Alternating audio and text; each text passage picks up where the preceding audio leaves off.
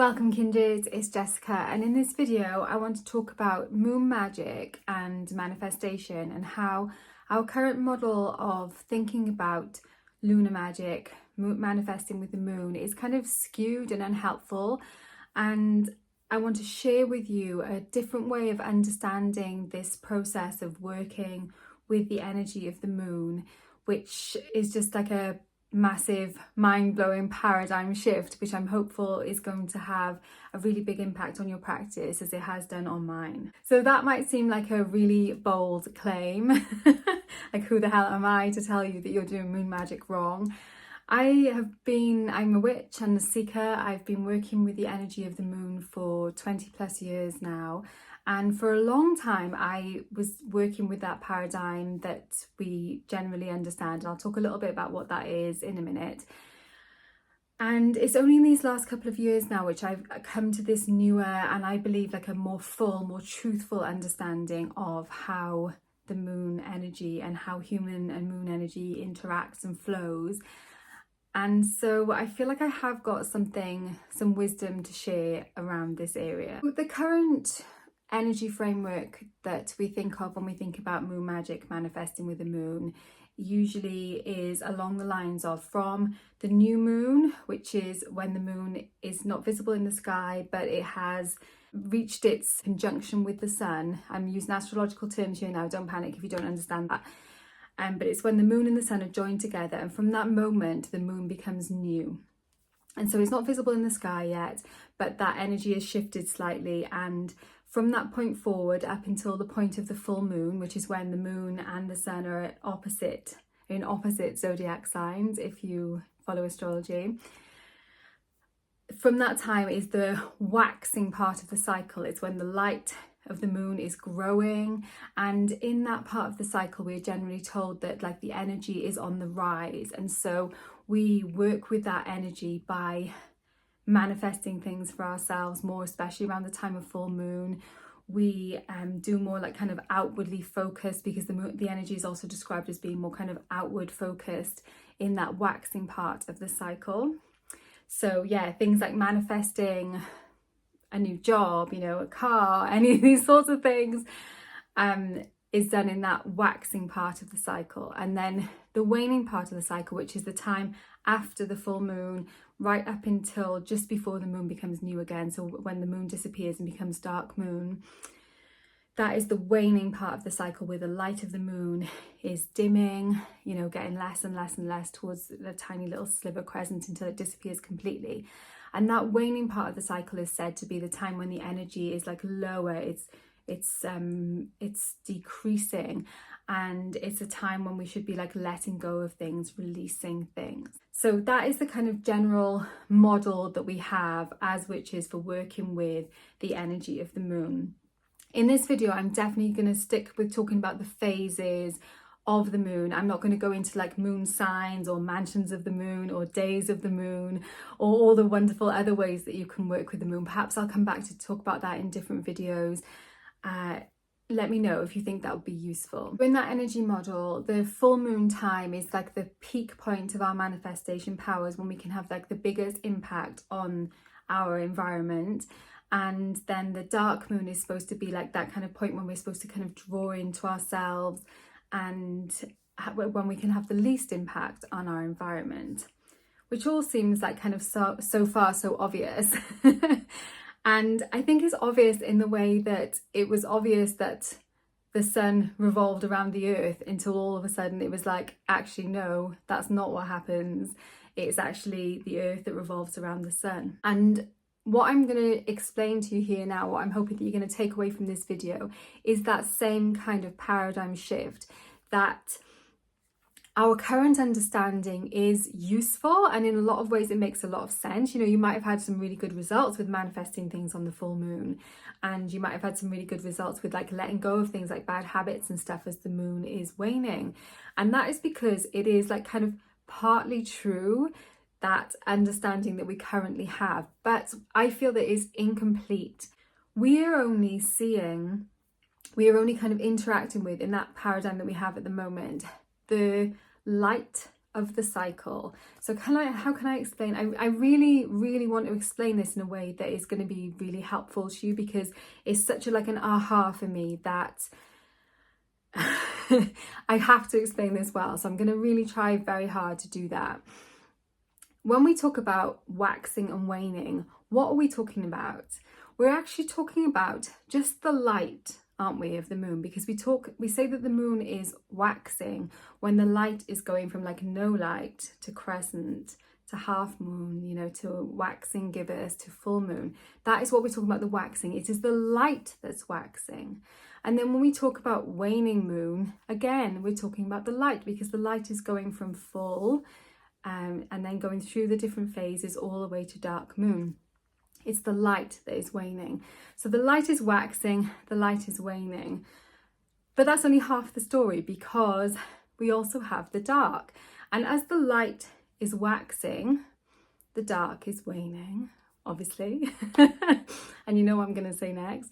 As the dark is waxing, the light is waning. So it's like, it's a dual process. It's not, the way that it's often described to us is as if like the energy is swelling to a kind of like a pinnacle at full moon, and then it's like disappearing and going away at the dark moon. And that is what is not true. That is what is not correct about our current understanding. What is actually happening, we know this, basic physics tells us this, is that energy does not like wax and wane. It's kind of stable. It just changes form. So you don't like create energy, you don't swell energy, you just change the form of the energy. So what is actually happening is that from new moon to full moon, the flow is going from kind of, I call it all that is with capitals. You might call it universe or source or goddess or God. It's basically the movement of energy from universe, universal source, towards the individual. That is the direction of flow from new moon to full moon. And that is why to us as individuals, it seems as if the energy is swelling at that time, because the energy, the tide, the moon's tidal energy is flowing towards us at that time. And that is why our manifestations get really good results at that time, because the energy, it's not that the energy is swelling, it's that the energy is flowing towards us as individuals, and not just us as humans. The energy is also swelling for all like individual organisms, so animals, plants too, rocks also most likely, I would say definitely. And then from the full moon to back to the dark moon, the energy, the flow of the energy, the tide turns. And instead of the tide flowing towards us as individuals, it starts to flow back towards universal source. It flows back towards all that is. So the energy feels to us like it is decreasing, because the flow is away from us as individuals and back towards all that is. Does that make sense? I really hope so, because that is like the kind of fundamental thing that underpins all of the lunar magic that I do, all of the magic that I do really.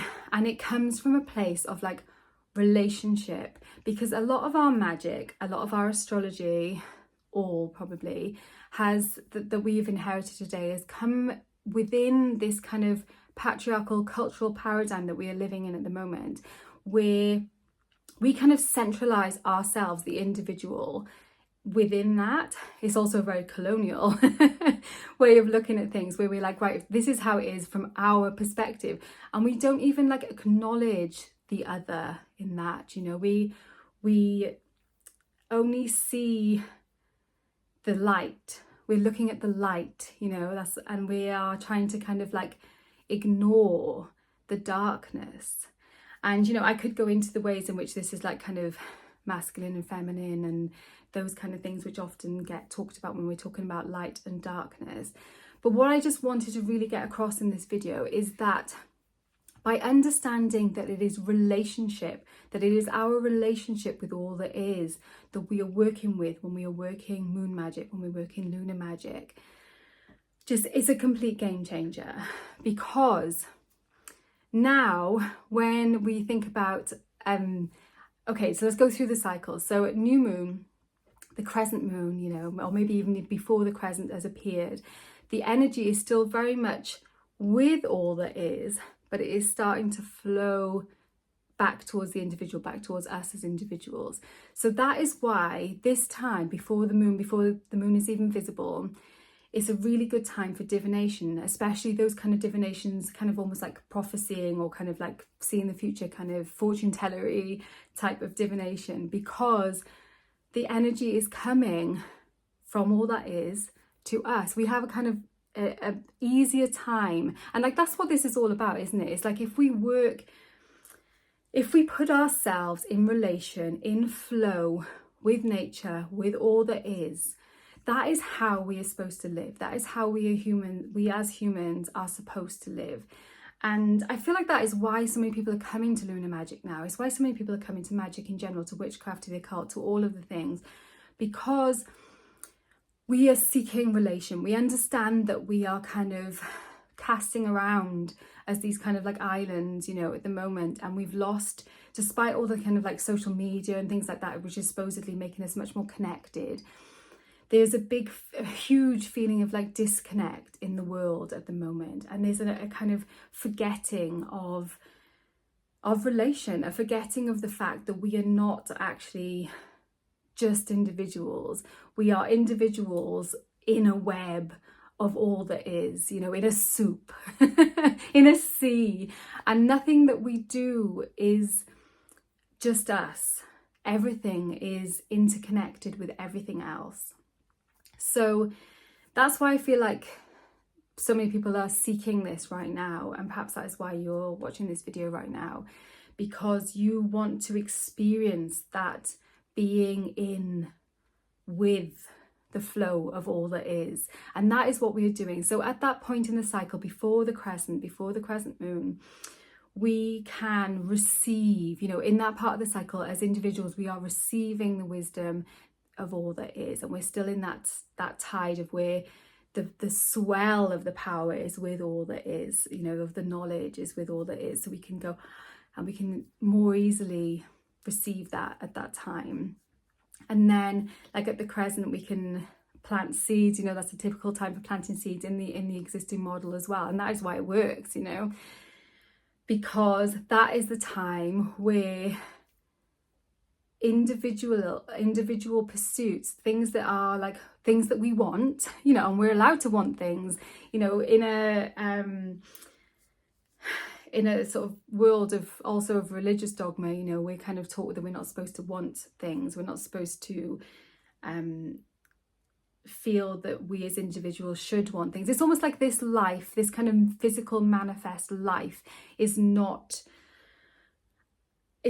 but a kind of like waiting for what happens afterwards, you know. It's our way of like potentially like getting into heaven, and that is just not how that is not how it is. I feel like I do definitely want to come and talk about like kind of a life and death, and what I see as how those things are kind of intertwined, and how our current understanding of those things as well is not quite as it should be. So like if that's I want to do basically more like beyond the basics kind of content. There's an awful lot of like basic beginner stuff on YouTube for witches already, and that's wonderful, you know. It's great that that stuff is there, but it does kind of make this kind of more beyond the basics, more thought-provoking, more like paradigm shifting kind of sharing much more difficult to, well, for a start, like YouTube doesn't tend to like spread this kind of content around anywhere near as much. So like,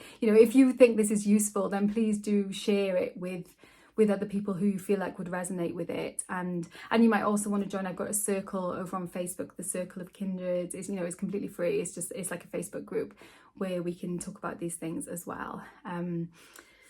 It's a lot more like elder witches in there.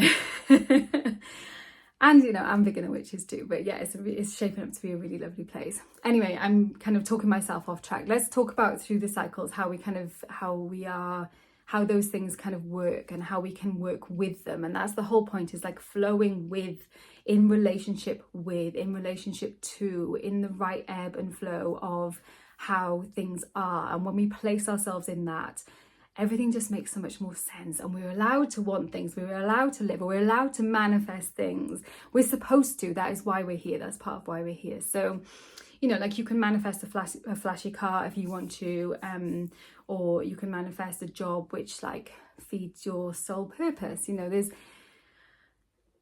endless ways in which you can use this information. Oh, my cheers.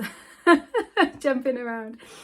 So I've talked a little bit about in that kind of new moon phase, and then the crescent is when we plant seeds for like manifesting actual things. So if there is something that you actually want, because, okay, let me talk about this bit just a little bit first, because this will make things a little bit more clear. And I'm sorry that if this video seems kind of like higgledy-piggledy and as if it's all just kind of stream of consciousness. It's just I feel so passionately about it, and I feel like there's so much to it that I just kind of, I'm falling over little bits of it trying to get it out, but I just really hope that I'm getting it across. And if you have any questions, then obviously just let me know in the comments and I'll do my best to kind of clarify things.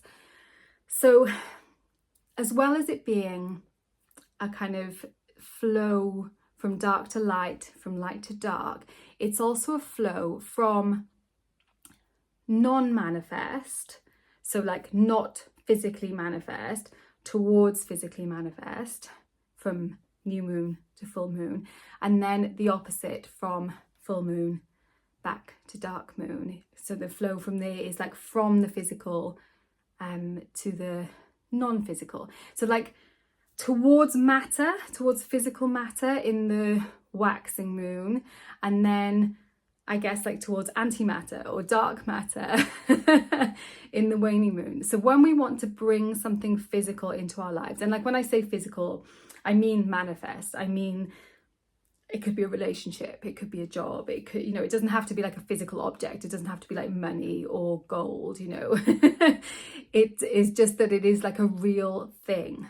And the closer we get to the full moon from the new moon, the more tangible and the more physically manifest that thing tends to become. So at the crescent moon, we're still kind of like letting that take shape. So it's a really good time for being a little bit more open about what it is that we want to manifest. Like you might not be super specific around that time. It can just be a way of kind of saying, because the flow is coming from all that is towards us, and we say, I am open to receiving something wonderful that you are offering me now, you know. And you can be a little bit more, I don't want to say vague, because it's not vague, it's like it is being open to receiving. And then as we get closer and closer to the full moon, that sort of more nebulous thing becomes more and more solid and more kind of, it becomes matter, it becomes manifest as we get towards that full moon. So you'll probably notice that you will see more like actual, if you do a spell just before the full moon for something, you might get like a physical result. Like if you're like, I really need £100 to pay my gas bill or something, then just before the full moon is a really good time to do that, because that is when you're more likely to get like a physical, tangible result. Then as the tide turns and starts moving away from the individual back towards all that is after full moon, that is when we start to see the harvest. And like, what is harvest? You know, when we think about that part of the cycle, that full moon to like last quarter moon to when the moon looks like a half moon again in the sky, that's kind of like the harvest period.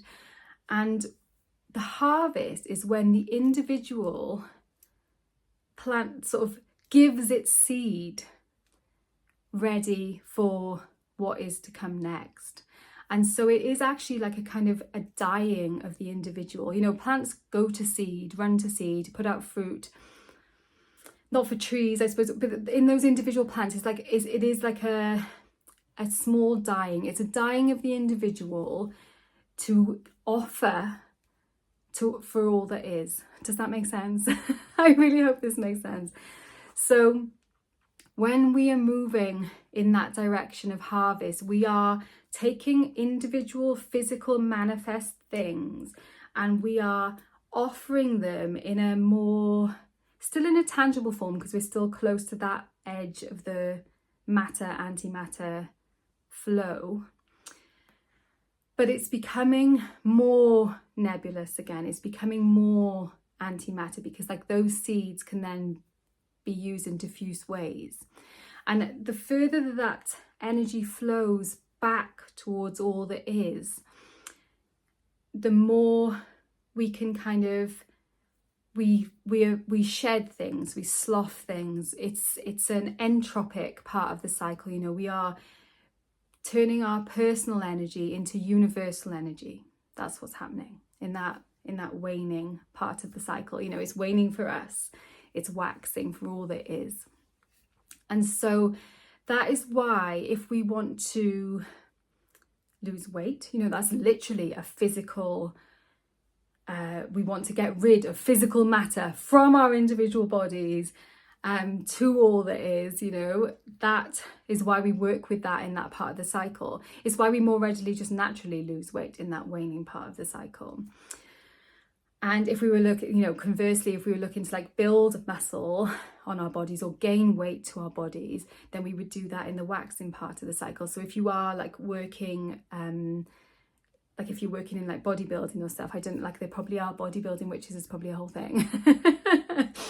Then you would be looking to kind of like bulk in the first part of the cycle and like probably cut in that second part of the cycle. You know, all of these things that might seem really kind of trivial and mundane things are things that when we do them in full conscious like acknowledgement of our relationship, our interrelationship with all that is, becomes easier. Cleaning our houses, you know, should we clean our houses in the waning part, the waxing part of the cycle, or in the waning part of the cycle? If we clean in the waxing part of the cycle, if we think about, okay, so the energy is moving from like antimatter towards matter, if we clean then, it's not likely to have such good results, because that we might sort of clean, but we're probably just like moving things around. Perhaps our intention is to like declutter, and we might find that instead we've just kind of like made piles of things. We've kind of like manifested that clutter in more obvious like piles or something, or boxes, and we haven't actually done anything with them. Whereas if we choose to like clean and declutter in that waning part of the cycle, it is much easier then to take those physical items and release them, and to move them away from us as individuals, and like from those items perspective, they are also being moved away from us, you know, because everything here is everything that's manifest is like a kind of individual manifest like thing, if we are things as well, you know. Oh man, why is this so hard? I'm trying to make this really, really clear and really simple. Let me know in the comments if you think that, you know, if you are understanding what I'm trying to say here. It might seem such like a subtle, as if I'm almost like splitting hairs with what we're always told is like, this is when the best time to manifest, this is the best time, because a lot of what I'm saying does correlate with that, it does meet up with that. But I really think like there's an essential part, a really essential, it's basically a half of that model that we are missing when we're only thinking about it in terms of the light, when we're only thinking about it in terms of the individual, and we're not thinking about it in terms of our relationship with all that is. So you may not agree with what I've shared here, and you know, that is your prerogative. But I do ask you to kind of just sit with it, you know, like for 28 days would be ideal, and just see how it kind of percolates, how it resonates with you. Perhaps you're already working with it more within this model anyway. You know, I find that a lot. I have these like aha moments, and I think I've never read anything like that before, and then I'll come across somebody else who is talking about things in a really similar way, and I'm like, oh wow, they know this too. And if you'd like to talk about it more, obviously, you know, come over to the Circle of Kindreds. I'll leave the link in the description. I do have a whole like moon magic playlist, which I'll try and remember to link somewhere, you know, somewhere around here. Thank you so much for watching. Warmest blessings, and I will see you very soon.